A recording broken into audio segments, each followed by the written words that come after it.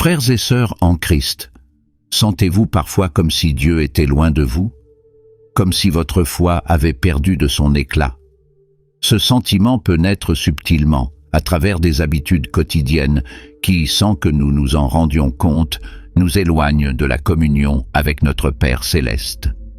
Moi-même, j'ai traversé ces périodes de sécheresse spirituelle où la prière devenait difficile, où le silence semblait remplacer la voix de Dieu. Ce n'est pas un éloignement soudain ou brutal, mais un processus graduel. Un jour, vous sautez une prière.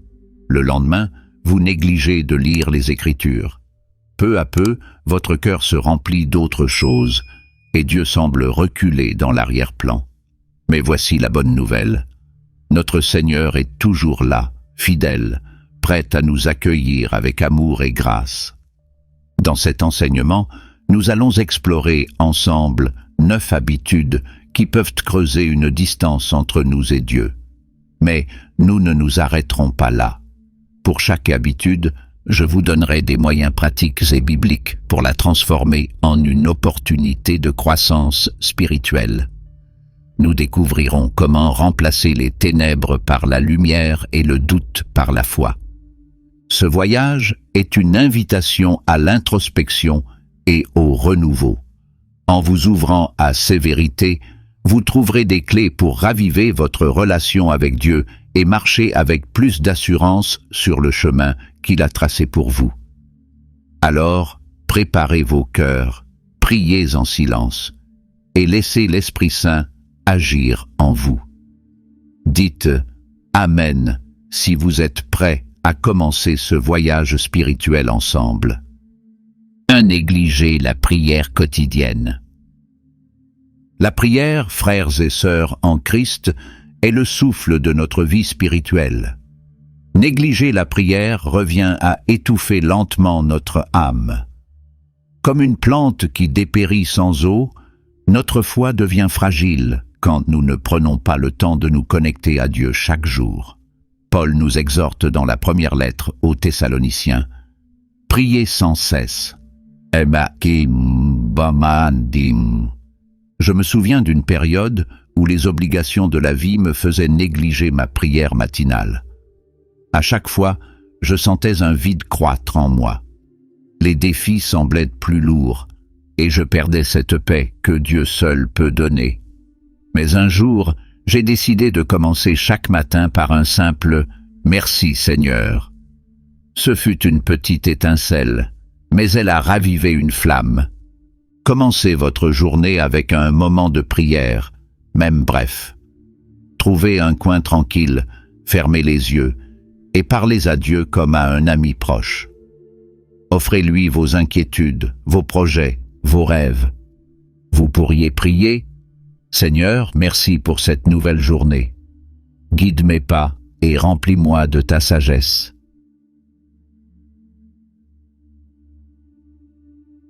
Prenez aussi le temps d'écouter. La prière n'est pas seulement une liste de demandes, mais une conversation avec Dieu.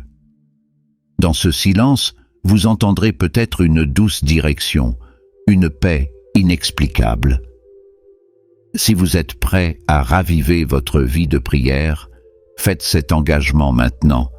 Seigneur, je veux commencer chaque jour avec toi. Vous verrez comment ce moment de communion éclairera non seulement votre journée, mais votre chemin tout entier. Allez-vous essayer dès demain? Dites « Amen » si votre cœur est disposé. 2. Laissez l'amertume s'installer. L'amertume est une prison invisible, frères et sœurs, mais ô combien puissante.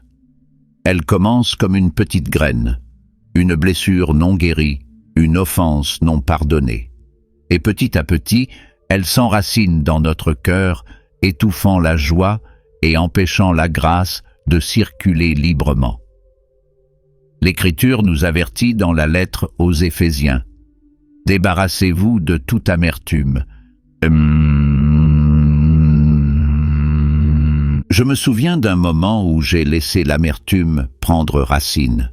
Quelqu'un m'avait profondément blessé et j'avais décidé de garder cette rancune. Mais cette décision ne m'a apporté ni justice ni paix. Elle a plutôt empoisonné mon cœur. Un jour, en lisant les paroles de Jésus sur le pardon, « Pardonne-nous nos offenses, comme nous pardonnons à ceux qui nous ont offensés. » J'ai compris que cette amertume ne blessait pas seulement l'autre personne, mais surtout moi-même.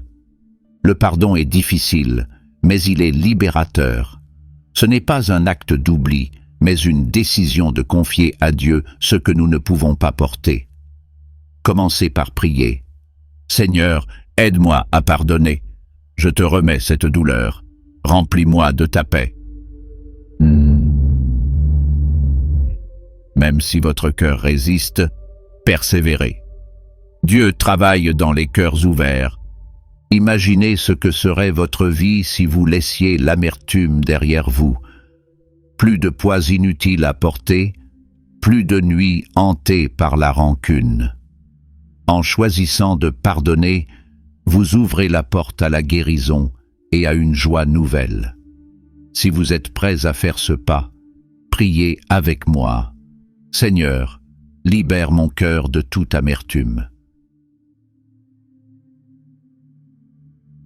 Et laissez Dieu faire le reste. 3. S'éloigner de la parole de Dieu. La Bible est une source inépuisable de vie et de sagesse.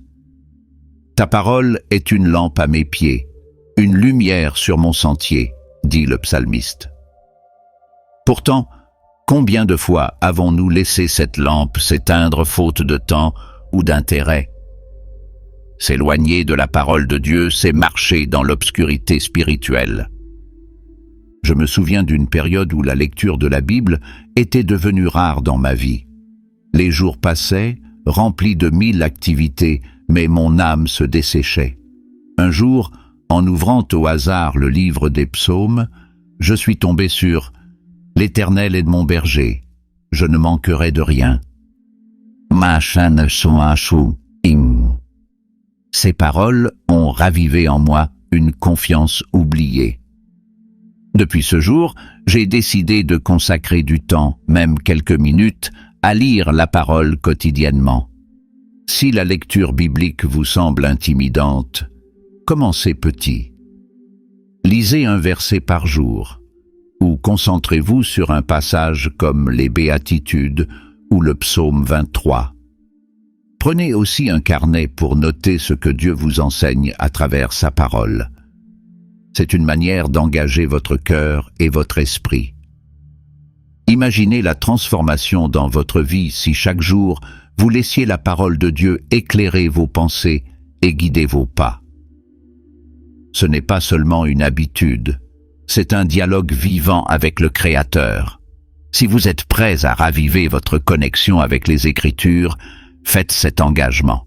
Seigneur, je veux que ta parole soit une lumière dans ma vie. Allez-vous ouvrir votre Bible aujourd'hui? Dites « Amen » si oui. 4. Être envahi par les distractions. Frères et sœurs en Christ, combien de fois avons-nous laissé les distractions de ce monde envahir nos vies? Télévision, réseaux sociaux, notifications incessantes, tout cela consomme notre temps et détourne notre attention de Dieu. Jésus nous exhorte pourtant, « Cherchez d'abord le royaume de Dieu et sa justice, et tout le reste vous sera donné par-dessus. » Je me souviens d'une période où mon téléphone était la première chose que je regardais le matin et la dernière avant de dormir.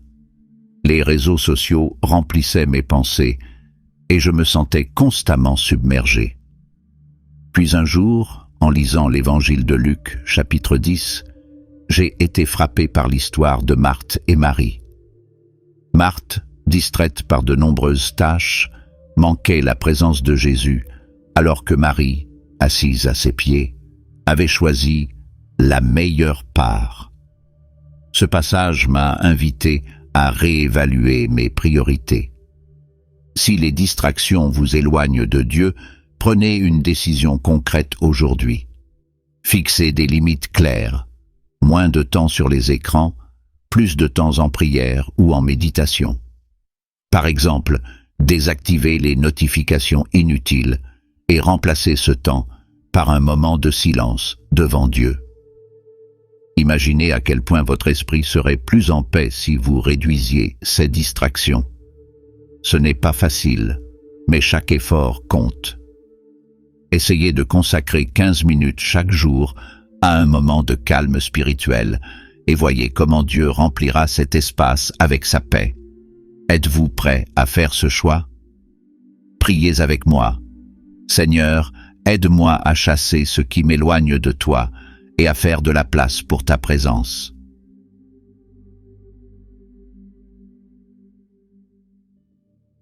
« 5.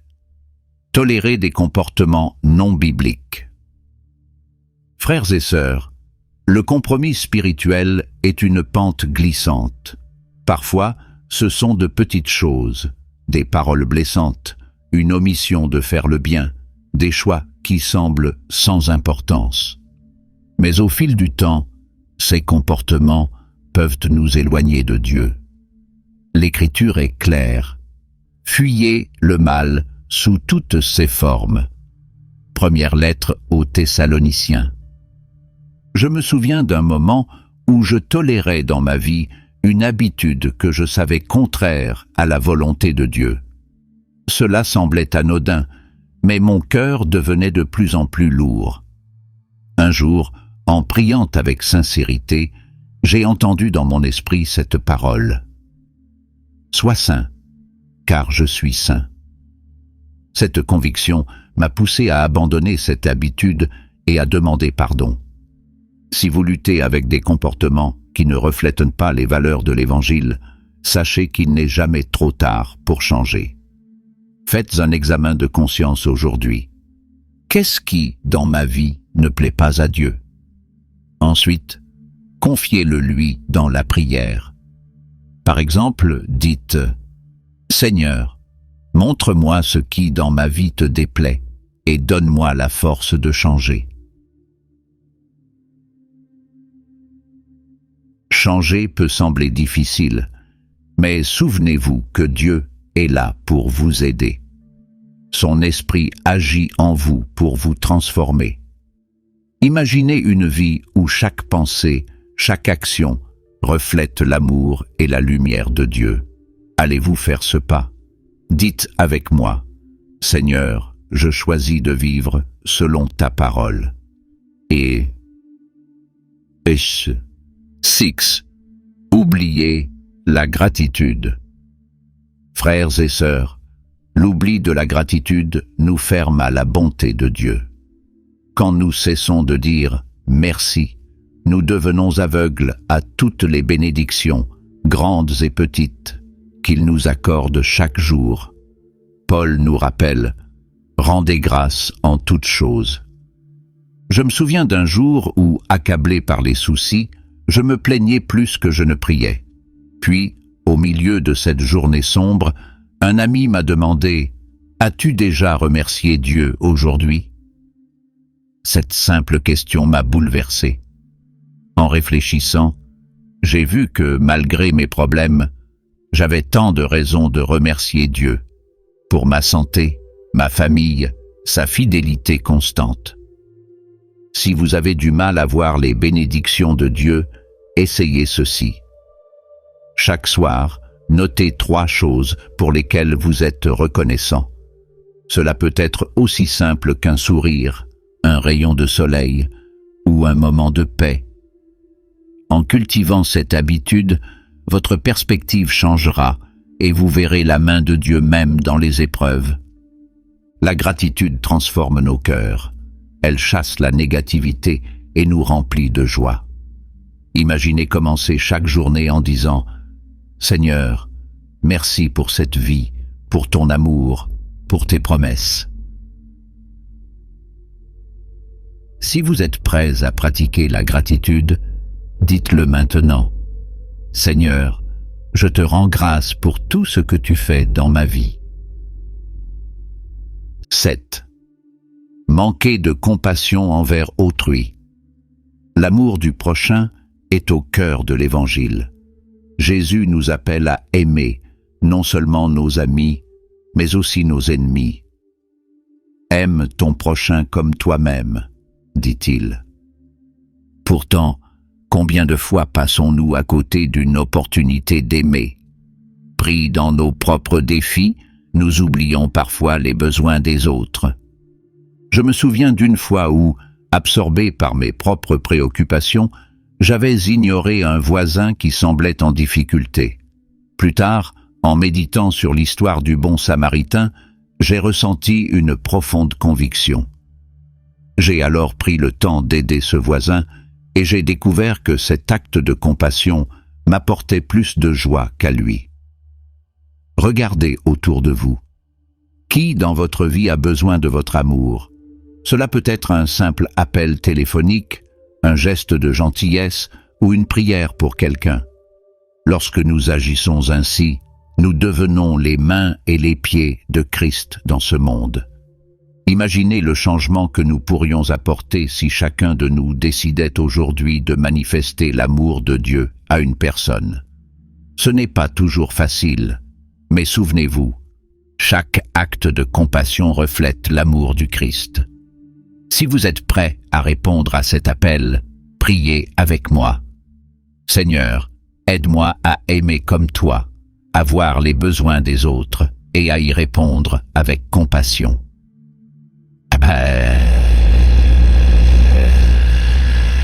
8. Entretenir des pensées négatives. Nos pensées ont un pouvoir immense. Elles façonnent notre vision de nous-mêmes, des autres et même de Dieu. Paul nous exhorte. Prenez chaque pensée captive pour l'amener à obéir à Christ. 10. Pourtant, combien de fois laissons-nous des pensées de doute, de peur ou de colère envahir notre esprit? Je me souviens d'un moment où les pensées négatives dominaient mon esprit. Chaque erreur, chaque critique semblait s'amplifier dans ma tête.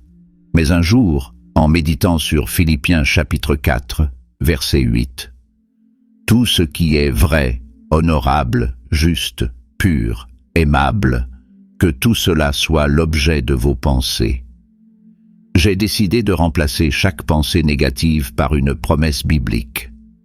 Essayez-le. Quand vous vous sentez envahi par des pensées sombres, proclamez une vérité de la parole. Par exemple, face au doute, déclarez « Je puis tout par celui qui me fortifie ». Face à la peur, dites « L'Éternel est ma lumière et mon salut. De qui aurais-je peur ?» Vos pensées détermineront la direction de votre cœur. Si vous les alignez sur la vérité de Dieu, vous découvrirez une paix profonde et durable. Faites cet engagement aujourd'hui. Seigneur, renouvelle mon esprit et garde mes pensées fixées sur toi. Imaginez un esprit rempli de paix et de confiance. Dites « Amen » si vous êtes prêts à commencer ce chemin. 9. Négligez la communion fraternelle. L'isolement affaiblit notre foi. Nous sommes appelés à marcher ensemble en tant que corps de Christ. L'auteur de l'Épître aux Hébreux nous exhorte « Ne négligez pas de vous réunir ». J'ai connu une période où, pour diverses raisons, je m'étais éloigné de la communauté. Cette solitude spirituelle pesait lourdement sur mon cœur. Mais un jour, en rejoignant un groupe de prière, j'ai retrouvé non seulement des frères et sœurs en Christ, mais aussi une nouvelle vigueur dans ma foi. Leurs encouragements, leurs prières m'ont rappelé que je n'étais pas seul. Si vous n'êtes pas encore engagé dans une communauté, prenez ce pas aujourd'hui. Recherchez un groupe de prière, une étude biblique, ou même une simple rencontre avec d'autres croyants. Partager nos joies et nos luttes avec d'autres renforce notre foi et nous permet de grandir ensemble. Imaginez à quel point votre vie spirituelle pourrait être enrichie en partageant vos expériences, en priant et en adorant avec d'autres. La communion fraternelle est un cadeau de Dieu pour nous soutenir dans notre marche avec lui. Si vous êtes prêt à renouer avec la communauté, priez avec moi. Seigneur, aide-moi à trouver ma place dans ton Église et à être une bénédiction pour les autres. Frères et sœurs, ces 9 habitudes peuvent sembler anodines, mais elles ont le pouvoir d'éroder lentement notre relation avec Dieu. Cependant, il y a de l'espoir, car avec la grâce de Dieu, chaque habitude destructrice peut être transformée en une opportunité de croissance spirituelle. Reprenons ensemble. Renouez avec la prière quotidienne, pardonnez et libérez-vous de l'amertume. Laissez la parole de Dieu éclairer votre vie. Éliminez les distractions. Vivez selon les principes bibliques. Cultivez la gratitude. Manifestez l'amour du prochain. Transformez vos pensées et engagez-vous dans la communion fraternelle. Aujourd'hui est un nouveau départ. Prenez un moment pour identifier une habitude à changer. Engagez-vous à commencer dès maintenant. Dites avec moi: Seigneur, je te remets cette habitude qui m'éloigne de toi. Renouvelle mon cœur et guide mes pas.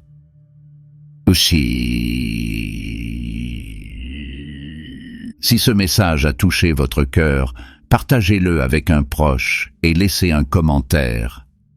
Quelle habitude allez-vous transformer cette semaine?